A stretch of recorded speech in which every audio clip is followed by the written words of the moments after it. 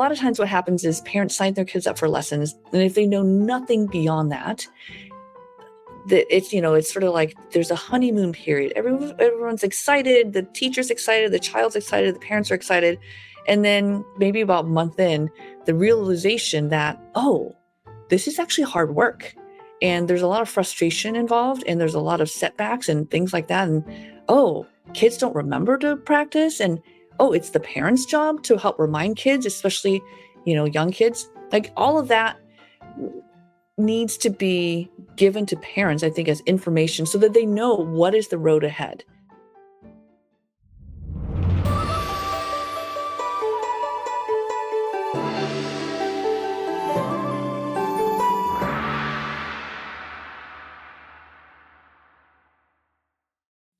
Welcome to the Piano Sensei Way.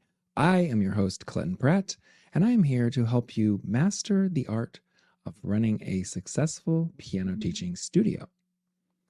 I'm excited to have Barbie Wong with us today.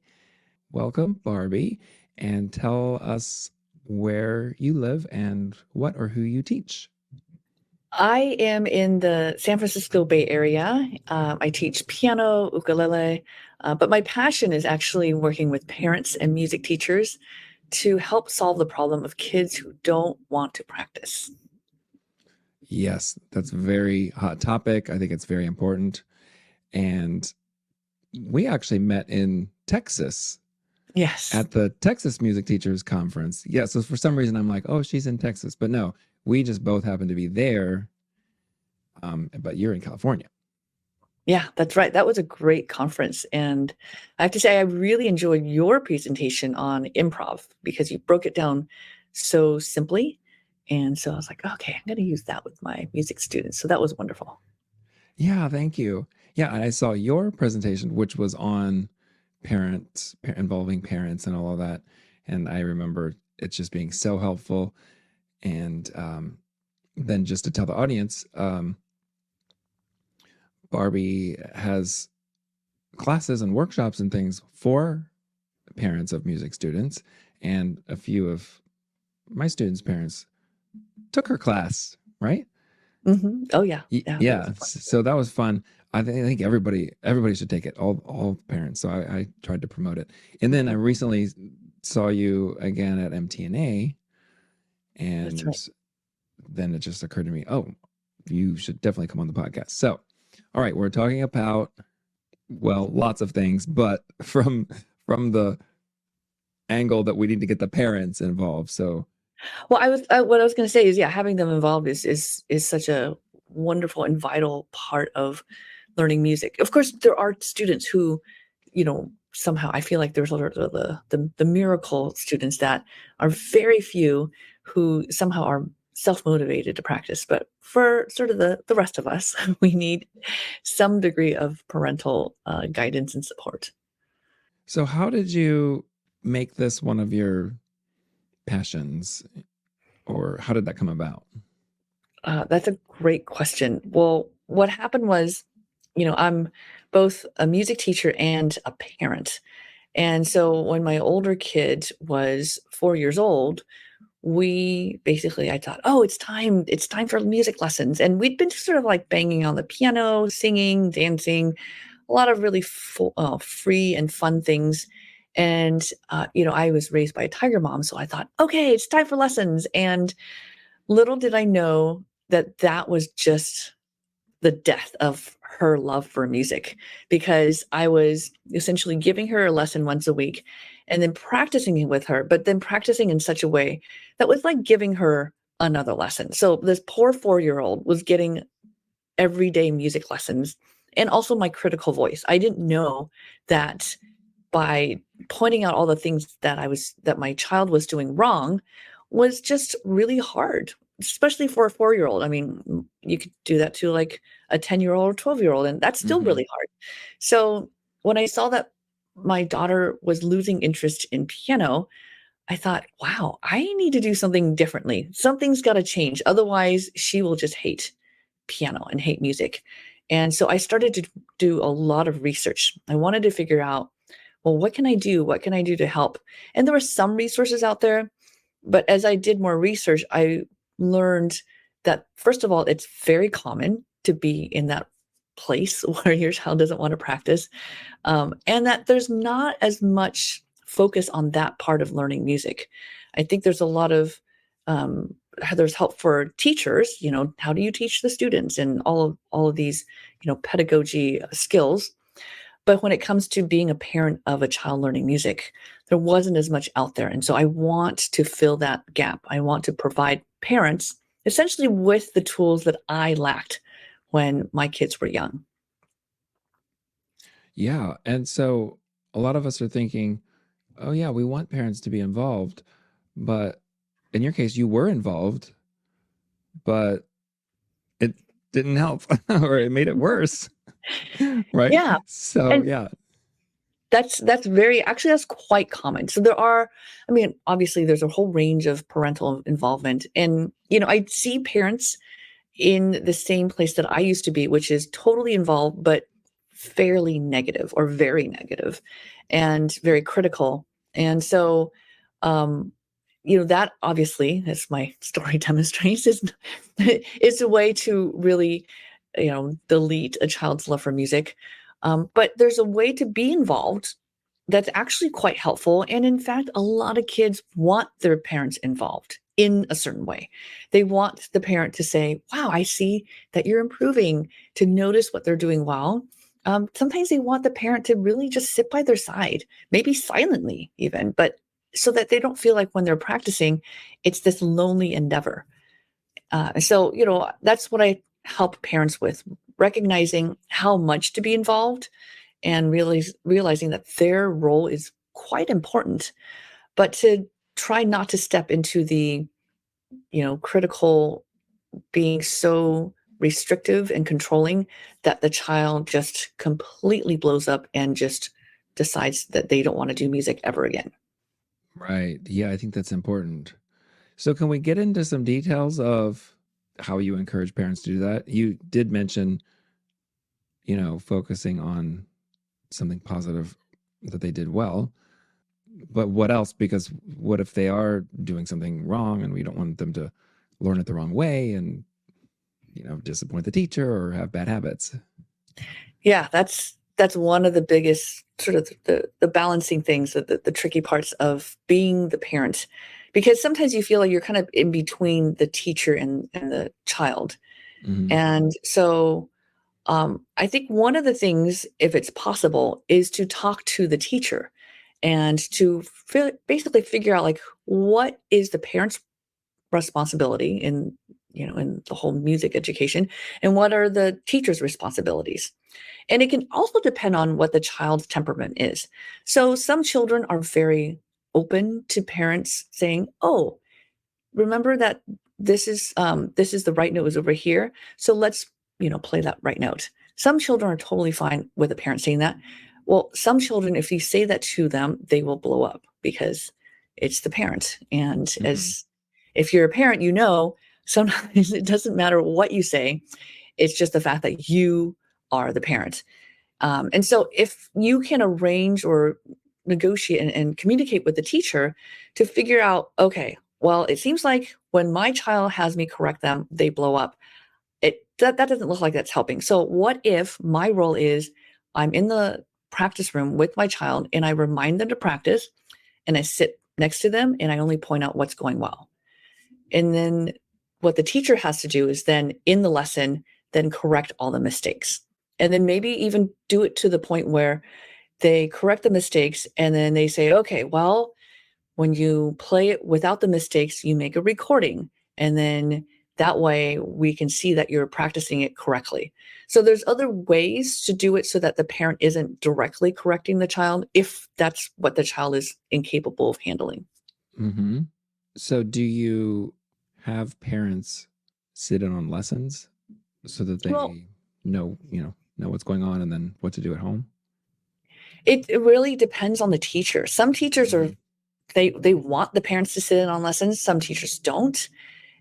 So it's part of the process of when you're finding a teacher, figuring out, okay, is this going to work for our family? Because if the teacher's requiring the parents to sit in and the parents don't have time, that won't work. But if they're okay sitting in, then that works. I teach the Suzuki method, so there is quite a bit of parents sitting in on lessons. But I've heard of stories where sometimes when parents sit in on lessons, it's actually quite harmful or disturbing to the child for the parent to be there. So again, it depends on what's happening. In general, with young children, parents sitting in on lessons, that's really helpful because then they know, oh, okay, the teacher's focusing on these things when we're home. Okay, these are the things to focus on, and I can help my child with the actual practice. As of course, as the child grows older, the parent's presence in the lessons is not as necessary. Yeah, I've heard contrary views as well. Some teachers require the parents have to be there at every lesson. Other ones don't want the parents in there at all. I am sort of in the middle. Sometimes it's helpful, sometimes it's not. I have one student whose parent knows that it's not as helpful for her to be in there. So, and it's the mother, and because when she's in there, she's a musician too, the mother, and she'll try to jump in and correct. Oh, remember it's F sharp, that kind of thing. She, at first she thought she's being helpful, like, oh, remember we did it that way, and we want to show the teacher what. But now she's realizing, and I have interrupted her. Wait, let me teach and do it my way, and let you see how that's going to happen. Where I'm going to let the student discover their own mistake. And once the mother realized that, she got it, she understood, but she still couldn't help herself. So she just said, I'm just gonna sit out because I can't resist. Yeah. And actually lessons went much better. Yeah. So, and this is for the student is 11 years old. So Mm-hmm. Yeah, there's many stories. I remember this teacher told me there was a parent who would basically tug at her daughter's hair every time her daughter made a mistake. And, this is a teacher who had required the parents to sit in on lessons, but then she solved that by putting the parent's chair across the room. So the parent was no longer next to the child. right. Yeah. Yeah. So do you include practice assignments for the students that the parents should understand as well so they know how to practice it? Mhm. Or I know you mentioned before, it depends. So with some parents, you might encourage them just, be there in the room and make positive comments. But I assume sometimes you have specific assignments or instructions that you want the parents to go through with their child. Yeah. So actually, just to be clear, in my own music lessons, when I have the parents sit in, they actually are encouraged not to make comments during the lesson. They're actually encouraged to take the notes, especially when the Mm, child's really young. And then that way they can take note of, how to practice. And occasionally I'll check in. I'll say, hey, does this make sense when your child goes home? This is how to practice. And then I'll also check in and I'll say, "Oh, mom, why don't you come over here? Why don't you practice with your child?" And then I'll actually get to watch the parent practice with the child inside the lesson. So then mm, I can see, oh, are they doing it in a way where my instructions are very clear, or do I need to be a bit more clear about my instructions or help coach the parents essentially in that moment? Because that's really helpful to see. If the parent is practicing a completely different way, then that doesn't help as well either. right. I know a lot of parents who just want to drop off their child to lessons, and that's pretty much their involvement, right? And then they want the child to have a great experience and learn the piano and become a pop star or a virtuoso. And then they're disappointed, in a couple months, why can't my kid do anything?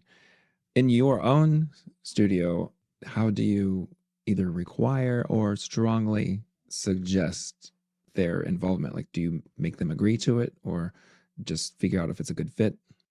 Well, I actually have any new parents come in to do a set of parent education courses.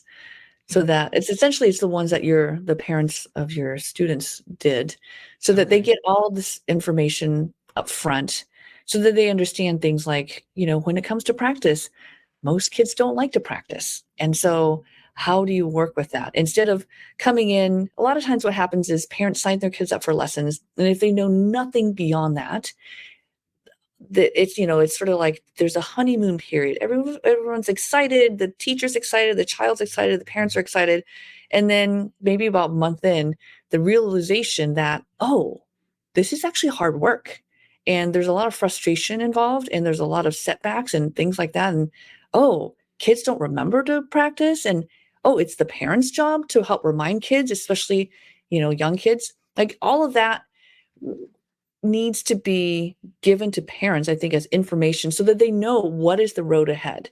It's almost like, hey, we're going on a road trip. Let's look at the map. We want to get to this destination.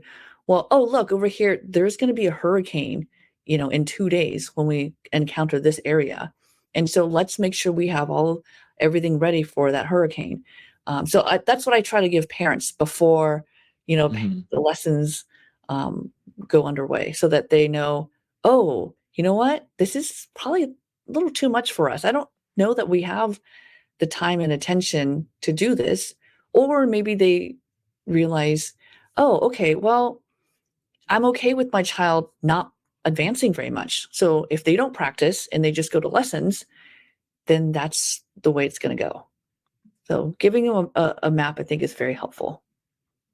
Yeah, I love the fact that you want to have them take a parent class, parent orientation, whatever. So can you tell us how that looks?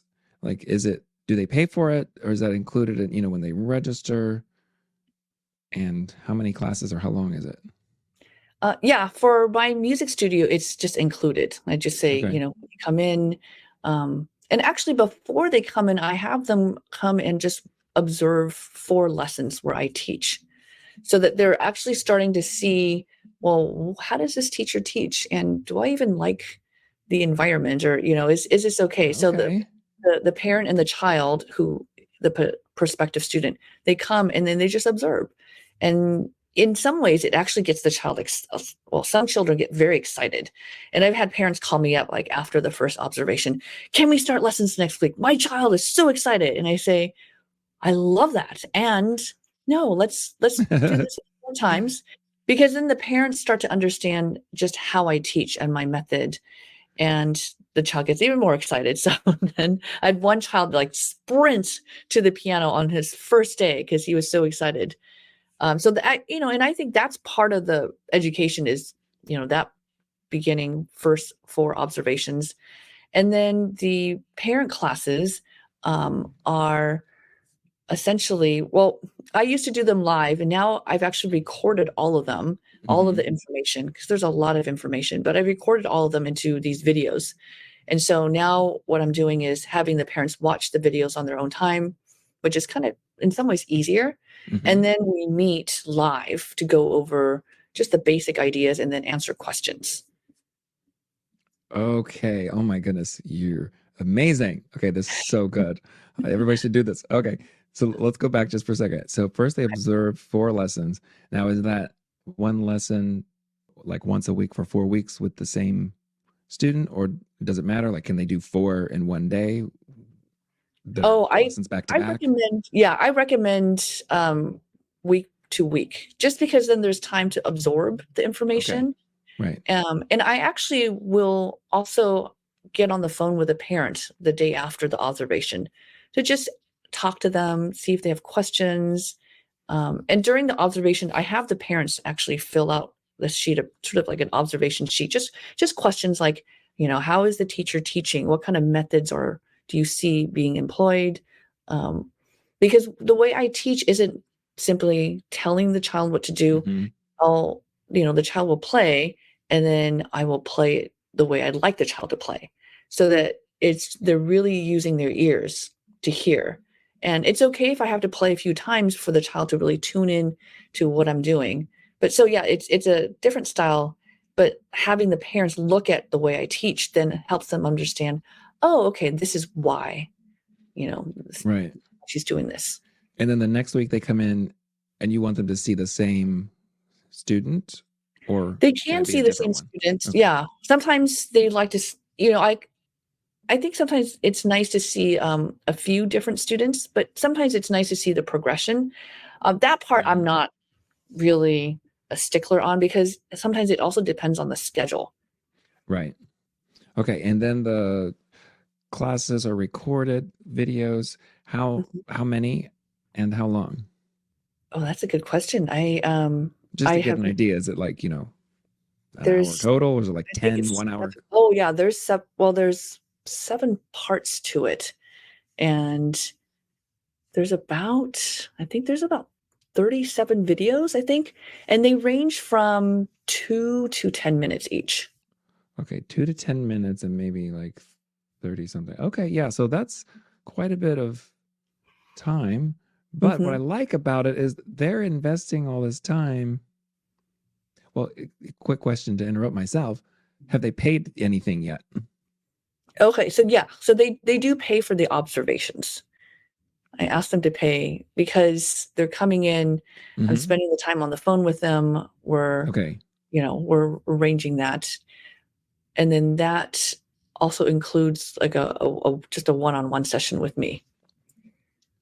right. Okay, so they've paid, and then you send them the videos, and are they paying for that too Yeah. separately? Well, no, then when they sign up as, they would sign up for, my students sign up for a whole year at a Okay. time, or they commit to a whole year, and the year is Hmm. like the school year, and they Hmm. pay, for each semester. There's 2 semesters, so they would pay for a semester at a time, and then just part of that, there's no extra charge, but included inside that are the parent education classes.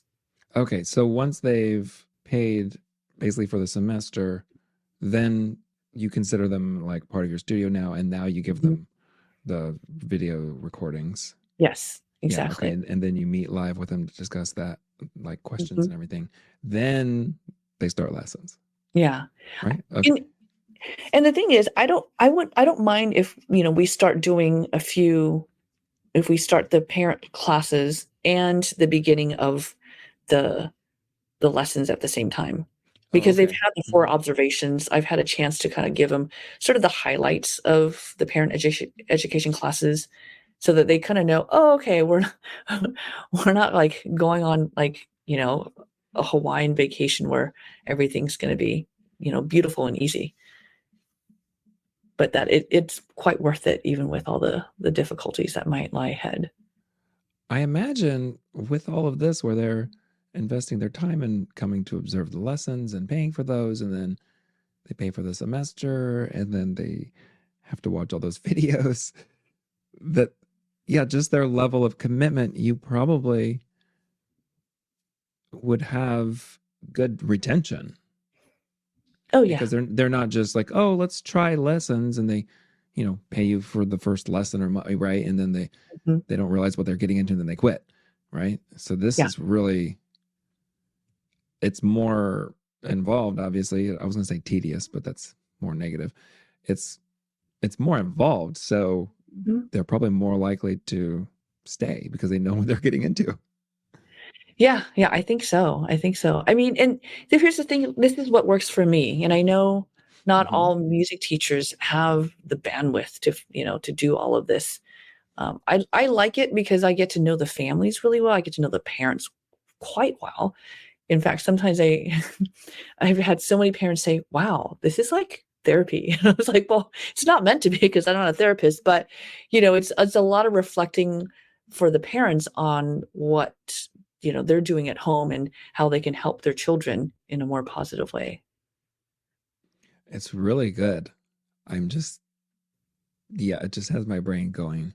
I actually Mm. have a presentation that I did on how to practice and how to help your child, and I recorded it.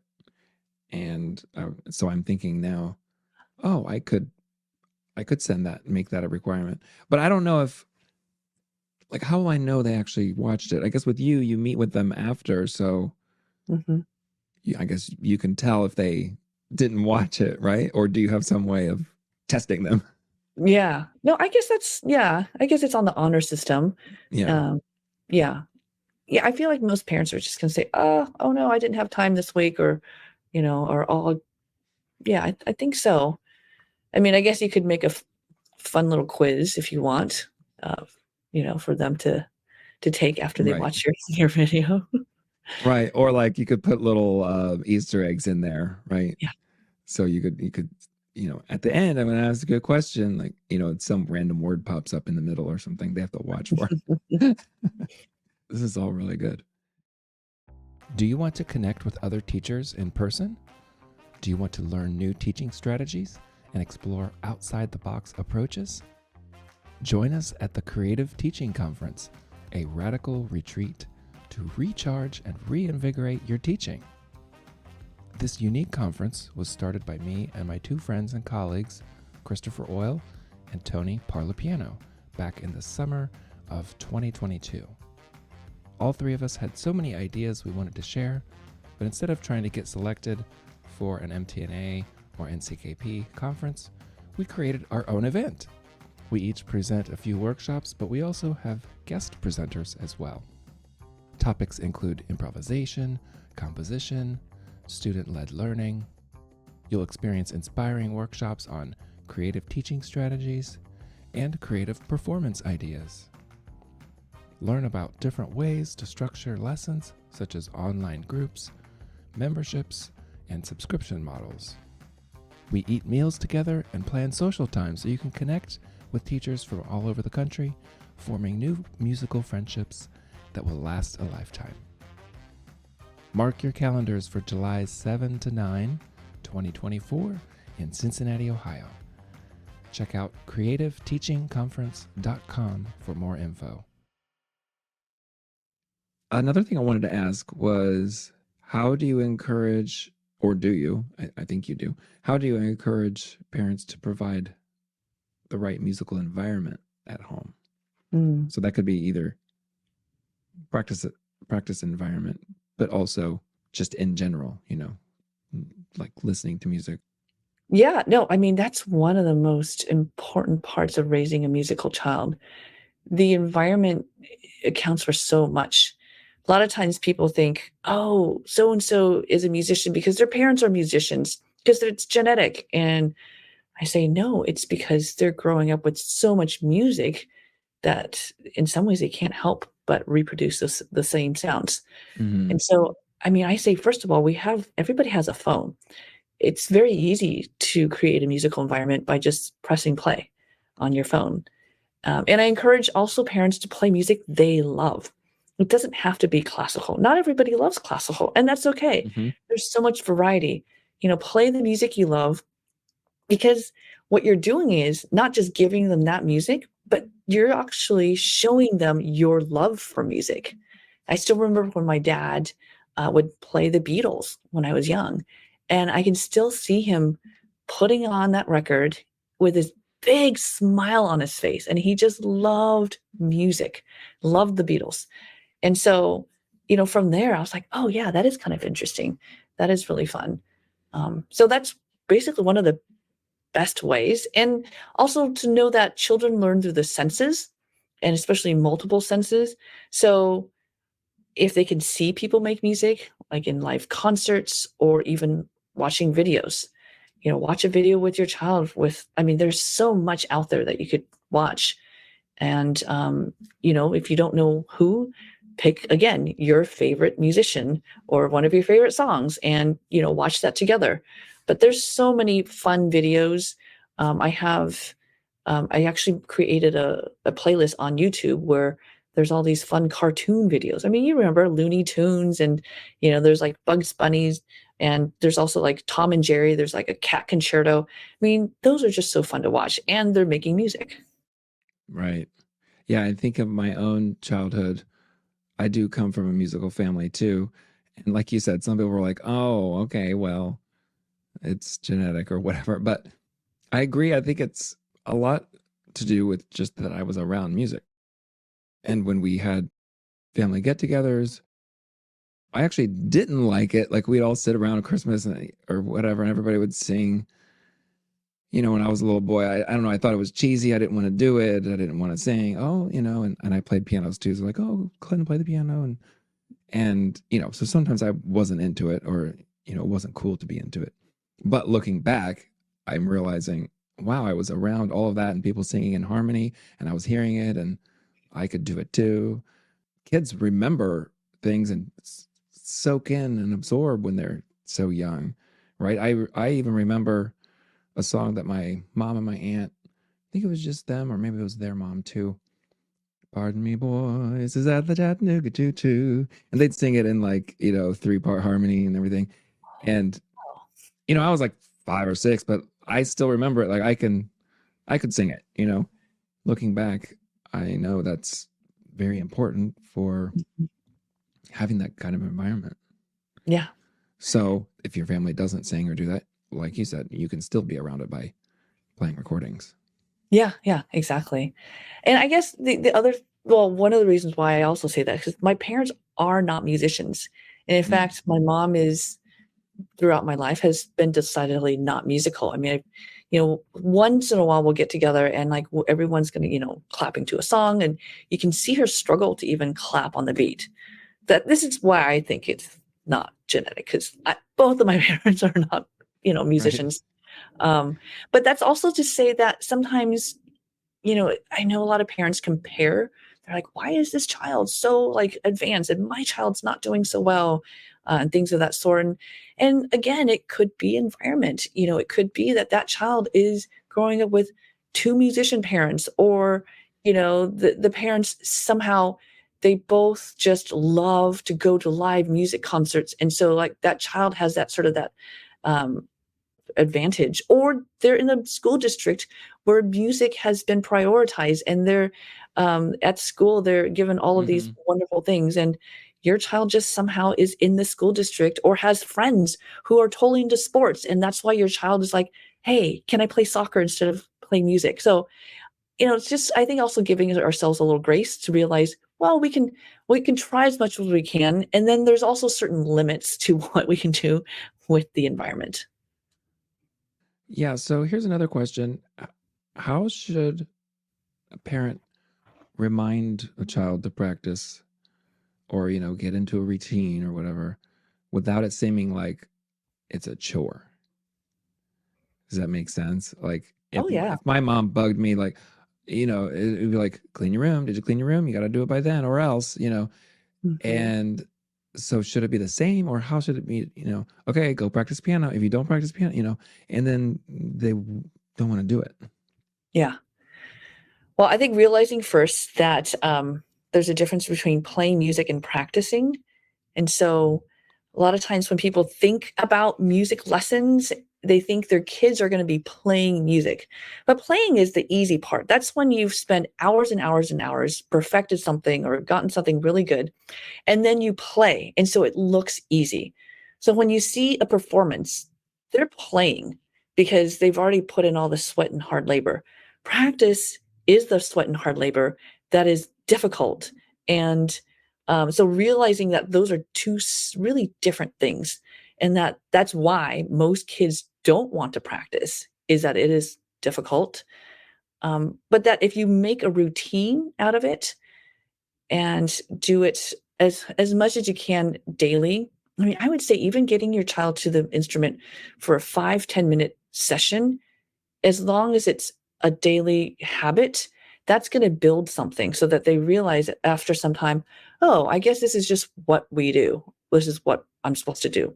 I did this with my children. I just said, hey, our family culture means you learn an instrument and you practice every day. And, I wasn't hounding them to practice hours a day, but they had to do that before they got to go play with their friends, or, I mean, they got to do these other sort of, their leisure activities. So making sure practice happens before the leisure activities.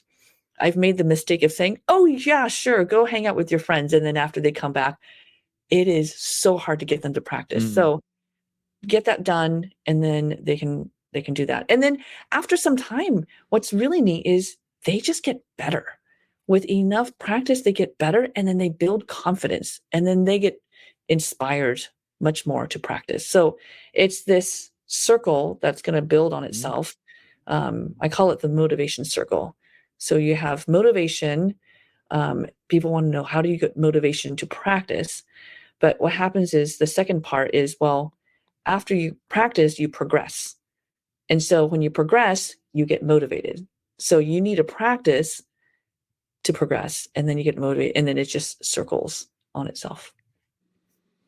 Right. Yes, that's very interesting because it's like you got to get that wheel going, Yeah. you know. Yeah.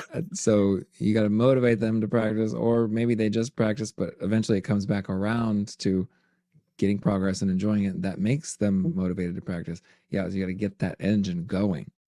So yeah, back to the question of how do parents remind their child to practice without making it seem like a chore, is maybe it does seem like a chore at first a little bit, Yeah. but not a big deal. Like, okay, let's just do 5 minutes, and then hopefully after not too long of a time, they start getting better and are enjoying it. Because of course, we like doing things we're good at.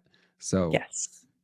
you want to That's true. get good at it soon so you can like it soon, right? Which is also a whole nother topic of like, don't try to do something that's too hard. It's going to take you forever, and you're going to give up. Yeah. Yeah. Yeah. I mean, reminding kids to practice, it's sometimes especially if you set it up where the kids can't do something until they practice, like they can't have their devices, or they can't go and play with their friends. So then, if they're like, oh, I want to go play with my friends. Oh, did you already practice? Oh no. Okay. All right. Well, go practice so you can play with your friends.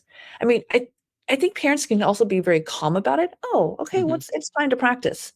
And that doesn't mean the child's going to willingly and say, "Oh, shucks, mom, thanks for reminding me." I think it's just realizing kids might, or very likely will, resist here and there. And if we can, as parents, be very steady and consistent, because they will push you and they will say, well, I wonder if I can just get away with this. I wonder if I can get away with this. But if you can just be, okay, no, we are going to practice every day. After some time, the child will just say, oh, okay, all right. And in fact, I think my younger kid was 13, and I was going to go do a presentation. And, he's like, okay, well, have a great time doing your presentation. I'm going to practice. And then I thought, "Oh, you just said you're gonna practice, and I didn't have to remind you. Oh my goodness." Hmm. And I said, "Well, why do you feel like you just go and practice?" And he said, "Well, that's just what I do. I just practice every day." So, after some time, it will get to the point where it just becomes part of what happens with life on a daily basis. Yeah. And you mentioned playing being different than practicing, which is definitely true.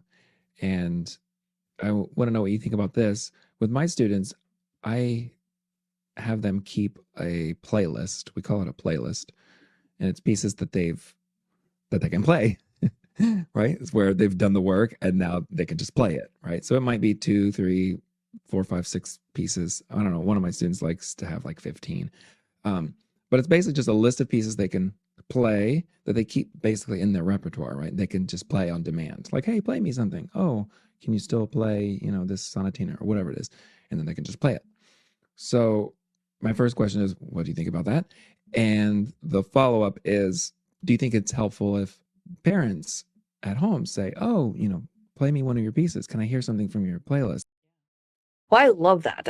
I love, and in fact, I encourage that a lot, because, if you think about it, we really want to think about not just the practice session or the last music lesson, but we want to think 20 years from now, what do we want children to be able to be doing? I actually learned this from Merlin Thompson. And he's like, well, what needs to happen today, either in the lesson or in the practice room, so that the child in 20 years is making music. And hopefully when they're an adult making music, they will spend a huge amount of time just playing. I mean, that's what we want.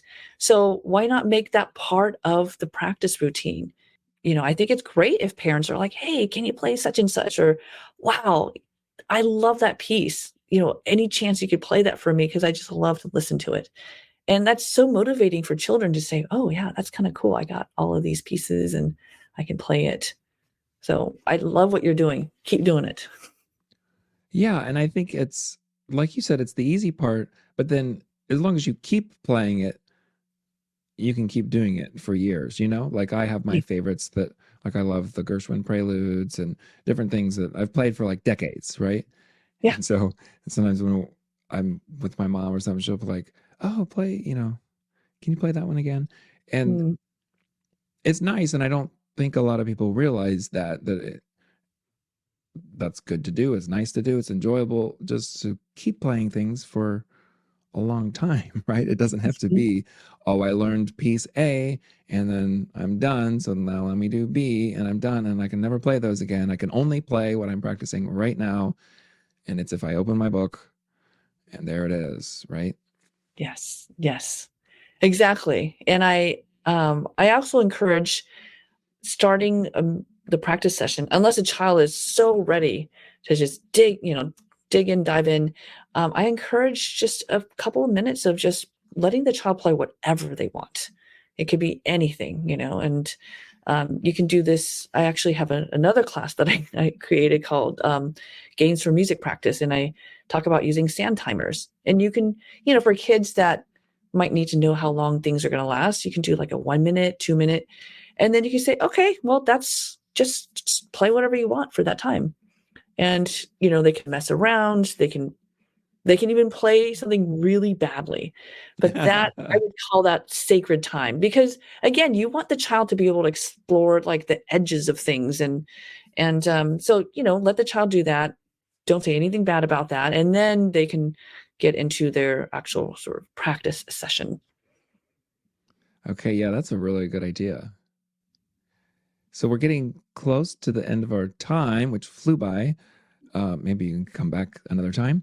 But I wondered, is there anything else that you can suggest to teachers to help with their parents? Because not all of us are Barbie Wong, so we don't either we can't or we don't have like we uh, do all these things with having the classes and all this involvement. But I don't know, or maybe that's too big of a question. But just like your top tip or a couple of things that teachers can do right now that might be fairly easy to implement.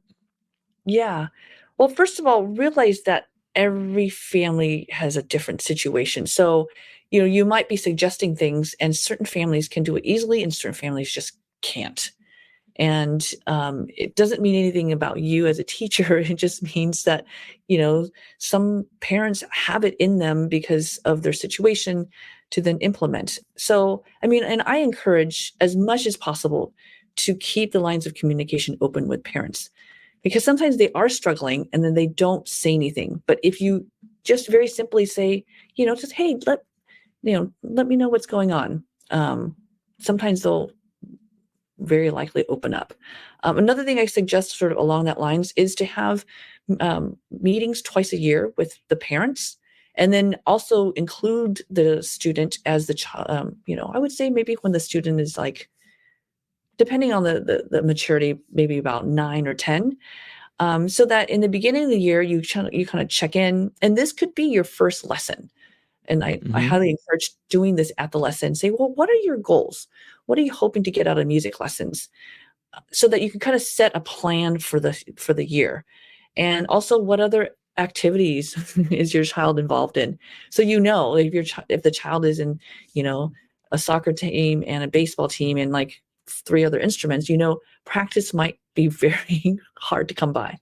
And then check in again in the middle of the year, just to again during the lesson say, well, we had these goals set up. You wanted to learn 6 pieces.